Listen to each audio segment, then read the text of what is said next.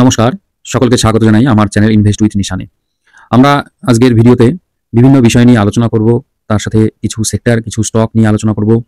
তো আলোচনার শুরুতেই বলি, পুরোপুরি ভিডিওটি এডুকেশনাল পারপাসে করা। যদি ভিডিওটির থেকে কিছু পজিটিভ নলেজ আপনারা গ্যাদার করতে পারেন, তাহলে ভিডিওটিকে একটু লাইক করবেন, কমেন্ট করবেন এবং ভিডিওটিকে শেয়ার করার চেষ্টা করবেন। আর নতুন যারা দেখছেন তাদেরকে অনুরোধ করব আমার চ্যানেলটিকে সাবস্ক্রাইব করে রাখবেন। তো বর্তমান আমরা যদি গ্লোবাল মার্কেটের কথা বলি, ডোনাল্ড ট্রাম্প এই ট্যারিফ খেলা বা ট্রেড ওয়ার যে শুরু করেছে, বিভিন্ন সময় বিভিন্ন বক্তব্য রাখছেন। বিভিন্ন সময় উনি কিন্তু নিজের জায়গা থেকে বক্তব্যগুলোকে আবার উইথড্রল করে নতুন করে কিছু স্টেটমেন্ট সবসময় দিয়ে যাচ্ছে। এই আমেরিকান স্টেটমেন্ট বা আমেরিকান প্রেসিডেন্টের এই ভূমিকার জন্য গ্লোবাল মার্কেট মারাত্মক রকমের ভোলাটিলিটি কিন্তু দেখাচ্ছে। সেরকম আমাদের ভারতীয় শেয়ার বাজার আগে থেকেই অনেকটি কারেকশন হয়ে নিচে পড়েছিল। তারপরে কিছুটা রিকভার করার যখন চেষ্টা করলো, মার্কেট তখন ডাবল টপ করলো কোথা থেকে, 23,850 ওখানে ডাবল টপ করে আবার কিন্তু এই ট্যারিফের প্রেসারে মার্কেট নিম্নমুখী হলো। গত 3-4টি সেশনে মার্কেট একটু রিকভার কিন্তু আমরা দেখতে পেরেছি ভারতীয় বাজারে। এবার এই যে ডোনাল্ড ট্রাম্প, ওনার যে রেসিপ্রোকাল ট্যারিফ, এর আগেও কিন্তু আমরা জানি যে আমেরিকা ট্যারিফ দুবার ট্রাই করেছিল। প্রথমবার আমেরিকা করে তার ফল ভোগ করেছে, সেটা যে একটা মিস্টেক ছিল সেটা তারা বুঝেছে। দ্বিতীয়বার যখন ট্যারিফ ঘোষণা করে আবার ক্ষতির সম্মুখীন হয়েছে, অর্থাৎ প্রথমটা মিস্টেক ছিল, সেই মিস্টেকটাকে কনফার্মেশন দিয়েছিল পরের বার ট্যারিফ ঘোষণা করা। এবার থার্ড টাইম ডোনাল্ড ট্রাম্পের হাত ধরে এই রেসিপ্রোকাল ট্যারিফ চলে এসছে। এখানে ট্রাম্প যে ট্যারিফটি ঘোষণা করছে বা ট্যারিফগুলো ঘোষণা করছে, বিশেষ করে কিন্তু চায়নার থেকে তাদের যে ভীতি এবং ভয়, সেখান থেকে কিন্তু এই ট্যারিফের ঘোষণা। কারণ চায়নার যা অর্থনীতি এবং চায়নার যা পাওয়ার, সেগুলোকে যাতে খর্ব করতে পারে, সেই উদ্যোগেই কিন্তু ট্রাম্প এই ট্যারিফ নীতিটি ঘোষণা করেছে। কারণ চায়না এমন একটি কান্ট্রি যারা তাদের বিজনেস প্রোডাক্ট, বিভিন্ন ধরনের যে কম পয়সার যে প্রোডাক্ট, কম পয়সার সার্ভিস, এবং তাদের দেশে যেহেতু লেবার কস্ট, বিভিন্ন রকমের ম্যানুফ্যাকচারিং ইউনিট যেগুলো চায়নায় অবস্থিত, সেখান থেকে কিন্তু কম পয়সায় অনেক উৎপাদন হয়। সেই জায়গায় দাঁড়িয়ে এই যে চায়নার যে গ্রোয়িং ইকোনমি, এটাতে কিন্তু আমেরিকার একটা মাথা ব্যথার বিষয় হয়ে দাঁড়িয়েছে। সেই জায়গায় ভারতবর্ষ কিন্তু সেই জায়গাটাতে নেই। কারণ কি, চায়নার যে ইকোনমিক কন্ডিশন বর্তমানে রয়েছে, সেই জায়গায় পৌঁছে দেখলে ভারতকে আরও 15-20 বছর কিন্তু দরকার আছে। এই ভারতবর্ষের অ্যানাদার 15 or 20 ইয়ার্স যে রিকোয়ারমেন্ট, সেই সময় ভারতবর্ষ যদি গিয়ে এই চায়নার মতো পরিস্থিতিতে দাঁড়ায়, তখন একদিন হয়তো দেখা যাবে ভারতবর্ষও চক্ষুশূল হয়ে যাবে আমেরিকার কাছে। কারণ আমেরিকা কোনোভাবেই চায় না অন্য কোনো দেশ তাদের থেকে এগিয়ে যাক। সেই জন্যই এই চায়নাকে শিক্ষা দেওয়ার জন্য, চায়নার প্রতি ভয়ের থেকে কিন্তু এই ট্যারিফ ঘোষণা। এবং আমেরিকার যে মার্কেট, সেই মার্কেটে কিন্তু প্রডিউসারের থেকে কনজিউমার বেশি, এটাও কিন্তু ওদের মাথা ব্যথার বিষয়। এবার তারা যেহেতু নিজেরা নিজেদের প্রোডাক্ট প্রডিউস করতে পারে না, প্রোডাকশন করতে পারে না, তার জন্য কিন্তু তাদের এই গ্লোবাল মার্কেটের উপর ডিপেন্ড করতে হয়। আর এখানে যেহেতু কনজিউমার বেশি, সুতরাং অন্যান্য দেশ চাইবে তাদের প্রোডাক্ট আমেরিকায় সেল করতে, এবং সেখান থেকে ট্যারিফ বসিয়ে নিজেদের কিছু আখের গোটানো। এবং বিশেষ করে যেহেতু চায়না হলো গ্লোবাল যে অন্যান্য দেশ আছে তাদের থেকে বড় একটা কিন্তু এক্সপোর্টার বিভিন্ন প্রোডাক্টের, সেখানে চায়নার উপর যদি চাপ সৃষ্টি করা যায়, তাহলে আমেরিকা ইকোনমিকভাবে লাভবান হবে। সেই জায়গায় যেটা চায়নাও চুপ নেই। চায়না কি করেছে, রেটলেট ঘোষণা দিয়েছে, এবং তাদেরও কিন্তু ট্যারিফ বা যেটা রেসিপ্রোকাল ট্যারিফ, সেটাকেও কিন্তু তারা বাড়িয়ে দিয়েছে আমেরিকার ওপরে। এবং চায়না, ইউরোপিয়ান ইউনিয়ন এবং তার সাথে ইরান, এরাও কিন্তু একটু নিজেদের মধ্যে সলা পরামর্শ অলরেডি শুরু করে দিয়েছে। সেই জায়গায় দাঁড়িয়ে ভারতবর্ষ কিন্তু একটা নিউট্রাল ভূমিকা পালন করছে। আমেরিকা বর্তমানে এই পরিস্থিতিতে নিজেদের যে শেয়ার মার্কেট, সেইখানেও কিন্তু একটা ক্রাইসিস দেখা দিয়েছে। কারণ কি, আমেরিকার এখন যে বিভিন্ন ডাটাগুলো যদি দেখা যায়, যেখানে যদি আমরা বন্ডের কথা ভাবি, সেখানেও কিন্তু দেখা যাবে যে গ্লোবালি যে বিভিন্ন দেশ বন্ড তাদের কিনে রেখেছিল, সেগুলো কিন্তু বিক্রি করার দিকে ঝুঁকেছে, যেটা আমেরিকার জন্য একটা আর্থিক ক্ষতির সম্ভাবনা আছে। তারপরে ডলার যে ইন্ডেক্স আছে, সেখানেও কিন্তু একটা পতন দেখা দিয়েছে। ডলার ইন্ডেক্সের পতন সেই করোনার হওয়ার আগে, অর্থাৎ ওই মার্চ 2020 সালে যে জায়গায় ছিল ডলার প্রাইস, সেখানে কিন্তু আবার গিয়ে ডলার ইন্ডেক্স দাঁড়িয়েছে। তার মানে 5 বছর প্রায় আগের যে ডলার ইন্ডেক্স ছিল, সেখানেই কিন্তু ডলার ইন্ডেক্স গিয়ে আবার ঠেকেছে। তারপরে ক্রুড অয়েলের প্রাইস কমেছে।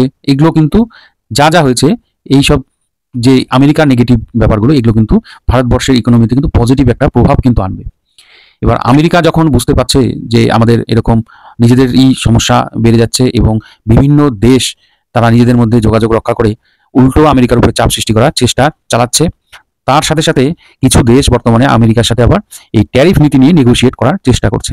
অনেক দেশ থেকেই প্রস্তাব আমেরিকার কাছে গেছে যে ট্যারিফ নিয়ে একটা নেগোসিয়েশন করা যাক। এই যে নেগোসিয়েশন করবে তার জন্য তো একটা পিরিয়ড দরকার আছে। বর্তমানে সেই কারণ দেখিয়েই কিন্তু ট্রাম্প আবার 90 ডেজের একটা পজ কিন্তু ঘোষণা করেছেন, অর্থাৎ ট্যারিফ হবে আফটার 90 ডেজ এবং এর মধ্যেই যে দেশ নেগোশিয়েট তাদের সাথে করে নিতে পারবে এবং আলোচনা পর্ব চালিয়ে যাবে। কিন্তু আফটার 90 ডেজ কি হবে এই জুলাই মাসে কি দাঁড়াবে এখনো কিন্তু বোঝা যাচ্ছে না, কারণ কি ট্রাম্পকে কোনোভাবেই ভরসা করা যাচ্ছে না। বিভিন্ন সময় কিন্তু বিভিন্ন রকম কথা বলেছে এবং আগামীতেও বলতে পারে। এবার যেটা বর্তমান পরিস্থিতি দাঁড়িয়েছে সেই জায়গায় দাঁড়িয়ে আমাদের ভারতীয় শেয়ার বাজারে এর যে প্রভাব এবং ভারতীয় শেয়ার বাজার আগামীতে কি হতে পারে সেটা নিয়ে একটু আলোচনা করি। বর্তমানে আমি আগেই বললাম ক্রুড অয়েল এর দাম কমেছে, ডলার ইন্ডেক্স নিচের দিকে এবং বিভিন্ন যে ম্যানুফ্যাকচারিং ইউনিটগুলো আছে চায়নাতে, বিশেষ করে যেমন অ্যাপেলের ম্যানুফ্যাকচারিং ইউনিট সেটা ভারতবর্ষে শিফট করতে যাচ্ছে এবং আরবিআই তাদের রেপো রেট কমিয়েছে। এগুলো সব কিছুই কিন্তু ভারতের জন্য পজিটিভ। আরেকটি জিনিস যেটা হচ্ছে হলো চায়না, ভিয়েতনাম, এখানে কিন্তু লেবার কস্ট কম। যে কোনো প্রোডাক্ট যখন এখানে ম্যানুফ্যাকচার হয় সেখানে কিন্তু খরচা কম হয়। তারপরে হলো ইন্ডিয়া। এবার চায়নার উপর যদি ট্যারিফ ঘোষণা করে, বিভিন্ন কোম্পানি যাদের হাব চায়নায় রয়েছে তারা কিন্তু চাইবে ভারতীয় ভূখণ্ডে তাদের বিভিন্ন ধরনের হাবগুলো করার, যাতে তাদের খরচাটা কমে আসে। যখন চায়নাতে জিনিসটি প্রডিউস হবে গিয়ে আমেরিকার মার্কেটে বিক্রি হবে, সেখানে গিয়ে কিন্তু তাদের একটা আর্থিক ক্ষতির সম্ভাবনা থেকে যায়। সেই প্রোডাকশন ইউনিটটি যদি ভারতবর্ষে সরিয়ে আনে তাহলে সেখানে ভারতবর্ষের লেবার কস্ট কম, যদিও চায়নার তুলনায় বেশি কিন্তু তবুও কম। সেখান থেকে এদের কিন্তু কোম্পানিগুলো গ্রো করবে এবং লাভবান হওয়ার সম্ভাবনা বেশি। সেই জায়গায় ভারতীয় কোম্পানিগুলো বা ভারতের মধ্যে যে কোম্পানিগুলো বিজনেস করবে সেখানে কিন্তু হিউজ কিন্তু এমপ্লয়মেন্ট জেনারেট হবে এবং বিভিন্ন কোম্পানি ভারতবর্ষের ছোট ছোট যে কোম্পানিগুলো আছে সেগুলোকে অ্যাকোয়ার করবে এবং সেখান থেকে কিন্তু সার্ভিস বা প্রোডাক্ট পারচেস করবে, অ্যাসেম্বল করবে, তারপরে কিন্তু এক্সপোর্ট করবে বিভিন্ন দেশে এবং আমেরিকাও তার মধ্যে একটি দেশ হবে। এই যে চিন্তাভাবনা, এই চিন্তাভাবনার উপর বেস করে কিন্তু বোঝা যায় যে ভারতবর্ষের শেয়ার মার্কেট আগামীতে ভালো একটি জায়গায় কিন্তু যেতে পারে, যেহেতু কোম্পানিগুলোর একটা গ্রোথ এবং নতুন নতুন ইউনিট এখানে হবে। শুধু যে এটাই ভারতবর্ষের তা না, ভারতবর্ষের নিউট্রাল যে নীতি এবং আমেরিকার সাথে যে সম্পর্ক এবং আলোচনা যেভাবে এগিয়ে যাচ্ছে তাতে মনে হচ্ছে যে ভারতবর্ষ কোনো কোনো জায়গায় ছাড় আগামীতেও পাবে। এবার যেহেতু আমাদের আমেরিকান মার্কেটের অনেকটাই পতন হয়েছিল, যার জন্য কিন্তু ভারতীয় শেয়ার বাজারেও তার একটা প্রভাব কিন্তু কম বেশি পড়েছে। তুলনামূলকভাবে গ্লোবালি অন্যান্য মার্কেটগুলো যেভাবে পতন হয়েছে ট্যারিফের জন্য, সেখানে কিন্তু ভারতবর্ষের মার্কেট ততটা পতন হয়নি বা ততটা ক্র্যাশ কিন্তু আমরা দেখতে পারিনি। তার মানে ভারতের মার্কেটে একটু হলেও কিন্তু স্ট্রেংথ রয়েছে ফিউচারে গ্রো করার, যেটা কিন্তু ভারতীয় শেয়ার মার্কেট দেখিয়েছে। এবার এই যে আমেরিকান মার্কেট পরিস্থিতি এবং ভারতীয় মার্কেটের পরিস্থিতি এবং ইন ফিউচারে ভারতীয় কন্ডিশন অনুসারে কোন কোন সেক্টরের কোন কোন স্টক আগামীতে গ্রো করতে পারে বা যারা লং টার্ম বা যাদের মূল মন্ত্র লং টার্ম ইনভেস্টমেন্ট, তাদের ক্ষেত্রে ভারতীয় শেয়ার মার্কেট আমি মনে করি বর্তমানে একটা সুযোগ দিচ্ছে। এবং এখান থেকে আপনারা যদি ওই সেক্টরগুলোর দিকে নজর দেন, এবং আমি দু একটি স্টক নাম বলবো উদাহরণ হিসেবে, হয়তো এই বিভিন্ন ধরনের যে স্টকগুলো আছে এই স্টকগুলো নিয়ে আপনারা কিন্তু একটু স্টাডি করতে পারেন। অবশ্যই স্টকগুলোর ভ্যালুয়েশন দেখবেন এবং কোন কোম্পানিটি ডমিনেন্ট ওই সেক্টরে বা টপ কোম্পানি কোনটি ওই সেক্টরে এবং কার কি গ্রোথ প্রসপেক্ট রয়েছে, এই জিনিসগুলো কিন্তু আপনারা একটু স্টাডি করবেন এবং আপনাদের ওয়াচ লিস্টে রাখলে আমি মনে করি ভবিষ্যতে লাভবান হতে পারেন। আর কিছু কিছু থিম বা কিছু কিছু ফিউচার ওরিয়েন্টেড বিষয় আছে যেগুলোর সাথে এই স্টকগুলোর ওঠানামা নির্ভর করবে, সেগুলো নিয়ে একটু আলোচনা করি। প্রথমেই যেটি বলি, ক্রুড অয়েলের দাম কিন্তু আমরা কমতে দেখছি। এই ক্রুড অয়েলের দাম কমার সাথে কিন্তু পেইন্ট সেক্টরের কোম্পানিগুলোর সম্পর্ক রয়েছে। সেই জায়গা থেকে আপনারা পেইন্ট সেক্টরের যে বিভিন্ন স্টকগুলো আছে সেগুলো নিয়ে একটু ঘাটবেন এবং স্টাডি করবেন। বিভিন্ন যে stock, Asian paint, Berger paint, Indigo paint, এর মধ্যে আপনার যে স্ট্র্যাটেজি আছে স্ট্র্যাটেজি অনুসারে আপনি স্টাডি করে দেখতে পারেন। এরপর আসি এফএমসিজি সেক্টর। আমরা জানি গভর্নমেন্ট ট্যাক্সে কিছুটা ছাড় দিয়েছে এবং আগামীতে সম্ভাবনা রয়েছে ভারতবর্ষে মনসুন ভালো হবে। সেই জায়গায় দাঁড়িয়ে কিন্তু এফএমসিজি সেক্টরের কোম্পানিগুলোকে নিয়ে আপনারা ভাবতে পারেন। বিশেষ করে যেমন হিন্দুস্তান ইউনিলিভার কোম্পানিটি, যেহেতু মানুষের কনজামশন পাওয়ার বাড়বে, ট্যাক্স যদি কম দিতে হয়। তারপরে বাসমতি রাইসের উপর ডিপেন্ড করে একটি কোম্পানি যেমন এলটি ফুডস, এটি একটা হাই গ্রোথ স্টক, প্রচুর রকমের ভলাটিলিটি দেখা যায়। এখান থেকে কিন্তু যারা সুইং ট্রেড করে তারা কিন্তু ভালো রকমের ইনকাম করতে পারে। এবং লং টার্ম ইনভেস্টমেন্টের জন্য হিন্দুস্তান ইউনিলিভার, নেসলে এবং আইটিসি কিন্তু একটি রেজিস্ট্যান্স কিন্তু ব্রেক করে কিন্তু উপরে ওঠার চেষ্টা করছে, টেকনিক্যালি খুব ভালো জায়গায় রয়েছে। আইটিসি এমন একটি কোম্পানি যা সিগারেট মার্কেটের কিন্তু মনোপলি বিজনেস বলা চলে, এরাই করে। নেসলে বেবি ফুড আপনারা জানেন, চকলেট, ম্যাগি, বিভিন্ন রকমের যেই। আর হিন্দুস্তান ইউনিলিভারের মাল্টি ডাইমেনশনাল প্রচুর প্রোডাক্ট আছে, মাল্টিপল প্রোডাক্ট রয়েছে, যেগুলো কিন্তু ভারতবর্ষের শেয়ার মার্কেটে একদম গ্রাস রুট লেভেলে, রুরাল লেভেলে খুব ভালো রকমের বিজনেস এরা কিন্তু করে। এই কোম্পানিগুলো কিন্তু ভালো রকমের ফান্ডামেন্টাল যুক্ত কোম্পানি। এরপর ইন্স্যুরেন্স সেক্টরের যদি কোনো কোম্পানির নাম বলি, কারণ কি ইন্স্যুরেন্স সেক্টরের যে কোম্পানিগুলো আছে এগুলো কিন্তু আমাদের ট্যারিফের উপর কোনো ডিপেন্ড করে না। ভারতবর্ষের গভর্নমেন্ট এফডিআই লিমিট 100% করে দিয়েছে, এই কোম্পানিগুলোর কিন্তু আগামীতে একটা ভালো রকমের গ্রোথ দেখাতে পারে। তো ইন্স্যুরেন্স সেক্টরের বেস্ট কোম্পানি কোনটা আছে আপনারা একটু স্টাডি করে দেখবেন। যেমন ভারতবর্ষের কিন্তু সব থেকে বড় ইন্স্যুরেন্স কোম্পানি। আর এইচডিএফসি লাইফ, এসবিআই লাইফ। মানুষ এখন হেলথ কনসাস হয়ে গেছে, দেখবেন বিভিন্ন রকম রোগের ক্ষেত্রে কিন্তু আমরা হেলথ ইন্স্যুরেন্স করে থাকি, যাতে আমাদের কোনো সময় অসুস্থতা চলে আসলে সেই সময় আর্থিক ক্রাইসিসটা ওভারকাম করা যায়। তার জন্য হেলথ ইন্স্যুরেন্স এখন কিন্তু অনেকেই করছেন, টার্ম ইন্স্যুরেন্সও করছেন। ইন্স্যুরেন্স কোম্পানিগুলো আগামীতে অনেকটা গ্রো করবে। এখানকার বেস্ট স্টকটি আপনি বেছে আপনার সিদ্ধান্ত আপনি নিতে পারেন। এরপরে আসি স্টক, যেগুলো হচ্ছে স্টক মার্কেটের উপর ডিপেন্ড করে। ইকুইটি মার্কেট হোক, কমোডিটি মার্কেট হোক, তার সাথে যুক্ত হলো যে স্টকগুলো, এগুলো আপনারা জানেন অনেকে, তবু আমি একবার রিপিট করে দিচ্ছি। যেমন সিডিএসএল, এটা হাই গ্রোথ স্টক। এমসিএক্স, যার কমোডিটির 90% কিন্তু ট্রেড কিন্তু এই এমসিএক্স এ হয়ে থাকে, এটিও একটি ভালো হাই গ্রোথের স্টক। ক্যাম্পস ভালো জায়গায় রয়েছে, এর ভালো টেকনিক্যাল পজিশনে রয়েছে। বিএসসি ভালো রকমের গ্রোথ দেখাচ্ছে, একটা রেজিস্ট্যান্সের মধ্যে আছে, এখান থেকে ভালো রকমের গ্রোথ দেখাতে পারে।